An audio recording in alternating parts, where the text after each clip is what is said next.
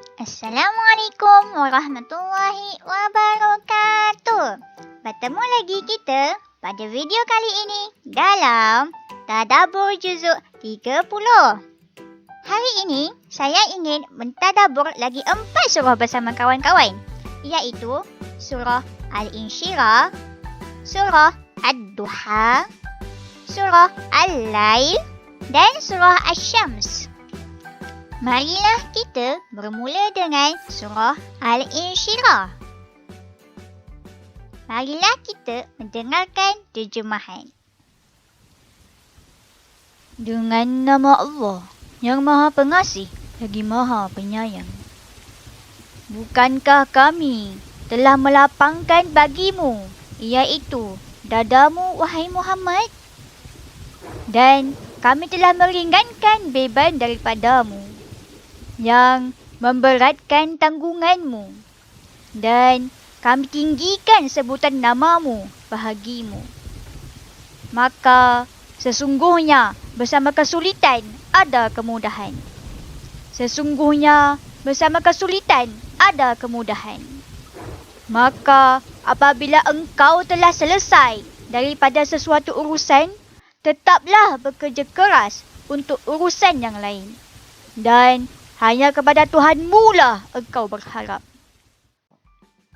Marilah kita pergi ke latar belakang. Surah Al-Insyirah bermaksud kelapangan. Surah ini merupakan surah Makkiyah kerana diturunkan di Mekah dan sebelum hijrah. Surah ini merupakan surah ke-94 dan mempunyai 8 ayat. Seterusnya, marilah kita melihat ke asbabun nuzul. Surah Al-Insyirah mengikut Ibnu Jarir yang diriwayatkan dari Al-Hasan yang berkata, ketika turun ayat, sesungguhnya bersama kesulitan ada kemudahan, Rasulullah SAW lalu berkata, bergembiralah, telah datang kelapangan pada kalian. Sebuah kesempitan tidak akan mengalahkan 2 buah kelapangan. Riwayat ini menceritakan bahawa ayat ini turun bersempena perjalanan dakwah Nabi Muhammad SAW di Mekah. Ketika itu, kaum musyrikin sering menghalang usaha-usaha baginda dalam menyampaikan dakwah. Mereka juga selalu mengatakan bahawa pengikut-pengikut Nabi Muhammad SAW adalah golongan yang lemah dan fakir. Ejekan dan hinaan mereka membuatkan Nabi Muhammad SAW beserta umat muslimin merasa sangat sedih. Lalu Allah SWT menurunkan surah ini untuk menggembirakan mereka. Seterusnya, marilah kita pergi ke surah yang berikut, iaitu surah Ad-Duha. Marilah kita mendengarkan terjemahan. Dengan nama Allah yang Maha Pengasih lagi Maha Penyayang. Demi waktu duha dan malam apabila ia sunyi sepi, Tuhanmu tidak meninggalkanmu dan ia tidak pula benci kepadamu, wahai Muhammad. Dan sesungguhnya yang kemudian itu adalah lebih baik bagimu daripada permulaan. Dan sesungguhnya Tuhanmu akan memberikanmu kurniaannya sehingga engkau menjadi puas. Bukankah didapatinya engkau yatim piatu, lalu dia memberikan perlindungan?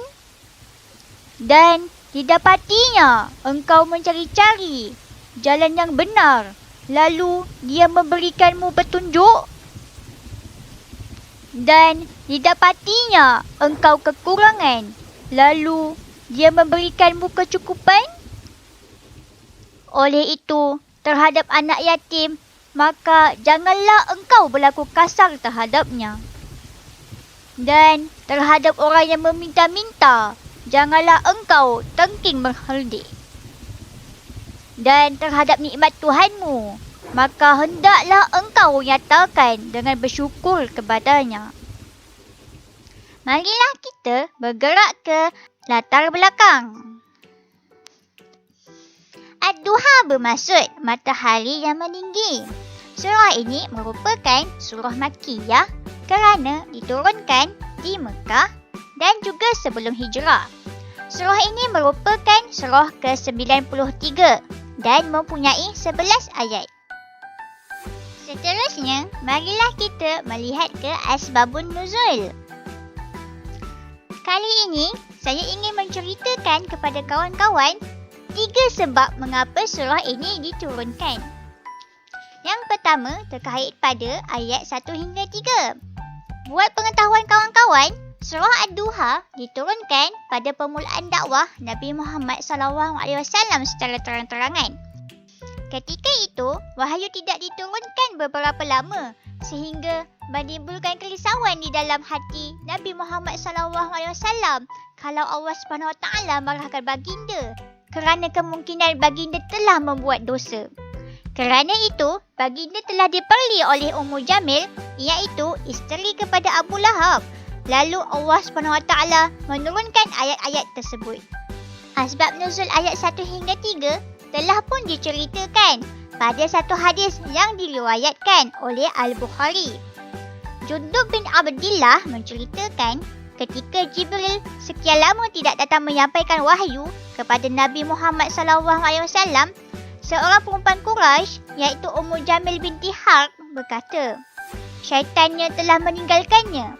Lalu turunlah ayat, demi waktu duha dan malam apabila ia sunyi sepi, bahawa Tuhanmu tidak meninggalkanmu dan dia tidak membencimu.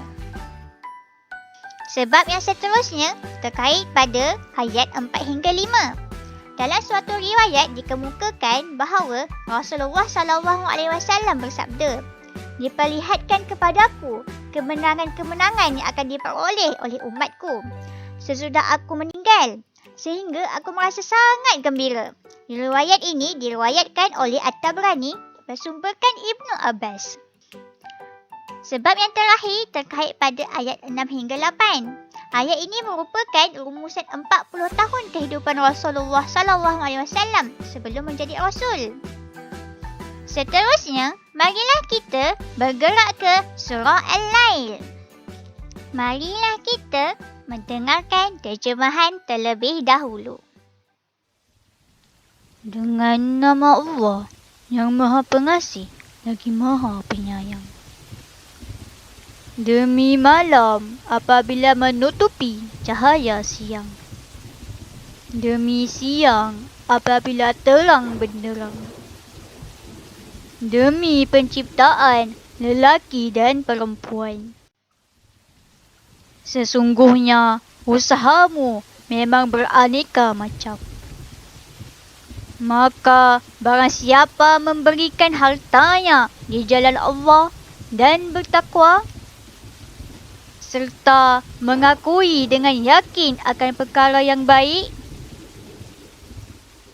maka sesungguhnya kami akan memberikannya kemudahan untuk mendapatkan kesenangan, iaitu syurga. Sebaliknya, orang yang bakhil daripada berbuat kebajikan dan merasa cukup dengan kekayaan dan kemewahannya serta mendustakan perkara yang baik, maka sesungguhnya kami akan memberikannya kemudahan untuk mendapat kesusahan dan kesengsaraan. Dan hartanya tidak berguna baginya apabila dia telah binasa. Sesungguhnya kamilah yang memberi petunjuk. Dan sesungguhnya milik kamilah akhirat dan dunia itu. Maka aku memperingatkan kepada kamu dengan neraka yang menyala-nyala, yang hanya dimasuki oleh orang yang paling celaka, yang telah mendustakan kebenaran dan berpaling ingkar. Dan sebaliknya akan dijauhkan azab neraka itu daripada orang yang sungguh bertakwa, yang mendermakan hartanya dengan tujuan membersihkan dirinya dan hartanya, sedang dia tidak menanggung budi sesiapa pun yang patut dibalas. Hanyalah mengharapkan keredaan Tuhannya yang maha tinggi. Dan nescaya kelak dia akan mendapatkan kesenangan yang sempurna. Marilah kita melihat ke latar belakang surah Al-Lail. Al-Lail bermaksud malam. Surah ini merupakan surah Makkiyah kerana diturunkan di Mekah dan juga diturunkan sebelum hijrah. Surah ini merupakan surah ke-92 dan mempunyai 21 ayat. Marilah kita melihat ke asbabun nuzul. Dari riwayat Ibnu Abbas radhiyallahu anhu menceritakan bahawa surah ini diturunkan mengenai seorang pemilik kebun kurma yang sangat kaya. Sebatang pohon kurmanya telah menjalar sehingga ke halaman rumah jirannya yang fakir dan mempunyai ramai anak. Ketika pemilik pohon kurma pergi ke rumah jirannya, dia sering memanjat pohon tersebut untuk memetik kurmanya. Apabila ada kurma yang terjatuh dan dikutip oleh anak-anak jirannya, dia akan merampas kembali kurma tersebut walaupun kurma tersebut telah pun sudah berada dalam mulut anak-anak tersebut. Disebabkan oleh hal ini, jirannya telah mengadu kepada Rasulullah SAW. Maka kerana itu, baginda SAW pergi meminta pohon kurma tersebut kepada pemiliknya. Sebagai balasannya, pemilik pohon kurma tersebut akan mendapat sebatang pohon kurma di syurga. Namun, pemilik pohon kurma tersebut tidak mahu memberikannya kerana pohon kurma tersebut merupakan pohon kurma yang paling disukainya. Lalu, pemilik pohon kurma pergi berlalu meninggalkan Rasulullah SAW. Kebetulan, terdapat seorang dermawan yang terdengar perbualan mereka berdua. Lalu, beliau pun pergi membeli pohon kurma tersebut dengan 40 pohon kurma miliknya. Lalu diberikan kepada Rasulullah SAW dengan mengharapkan ganjaran yang telah ditawarkan oleh Rasulullah SAW di syurga kelak. Selain itu, ada juga riwayat lain daripada Ibnu Zubair menceritakan surah ini diturunkan mengenai sikap dermawan Abu Bakar radhiyallahu anhu yang selalu memerdekakan hamba-hamba tawanan daripada kaum muslimin yang sering diseksa oleh tuan-tuan mereka. Seterusnya, mari kita pergi ke surah yang terakhir, iaitu Asy-Syams. Sebelum bermula, marilah kita bermula dengan terjemahan. Dengan nama Allah yang Maha Pengasih lagi Maha Penyayang. Demi matahari dan sinarnya di pagi hari. Demi bulan apabila ia mengiringinya. Demi siang hari apabila ia menampakkan dirinya. Demi malam apabila ia menyelubunginya. Demi langit beserta seluruh pembinaannya. Demi bumi serta hamparannya. Demi jiwa dan seluruh penyempurnaannya. Maka dia telah mengilhamkannya jalan menuju kejahatan dan ketakwaan. Sesungguhnya beruntung orang yang menyucikan jiwanya. Dan sesungguhnya rugilah orang yang mengotorinya. Kaum Tsamud telah mendustakan Rasulnya kerana mereka melampaui batas. Ketika bangkit orang yang paling celaka di antara mereka. Lalu Rasulullah, iaitu Nabi Saleh, berkata kepada mereka, biarkanlah unta bertindak daripada Allah ini dengan minumannya. Namun, mereka mendustakannya serta menyembelihnya.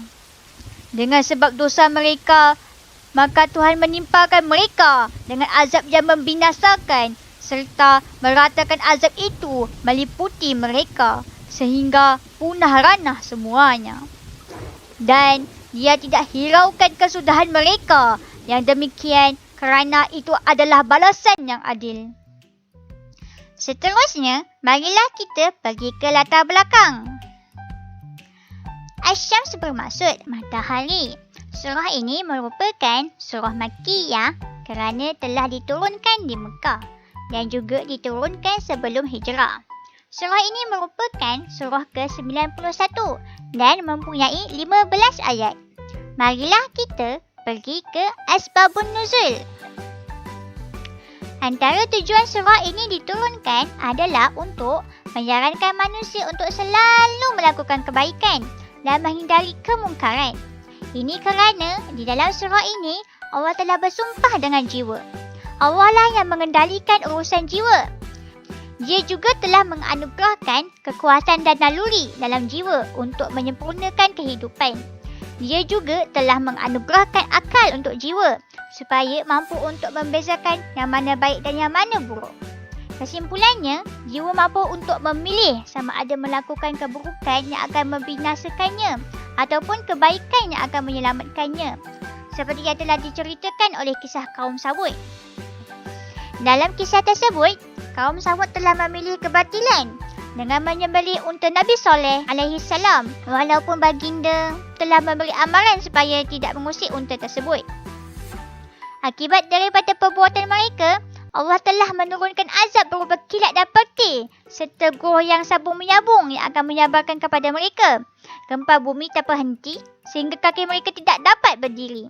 Serta suara yang sangat kuat seperti ledakan gunung berapi sehingga melenyapkan mereka terus daripada muka bumi sehingga tidak meninggalkan kesan sedikit pun.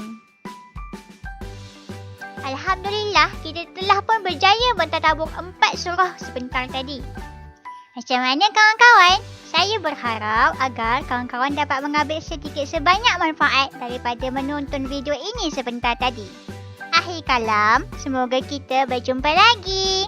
Assalamualaikum warahmatullahi wabarakatuh.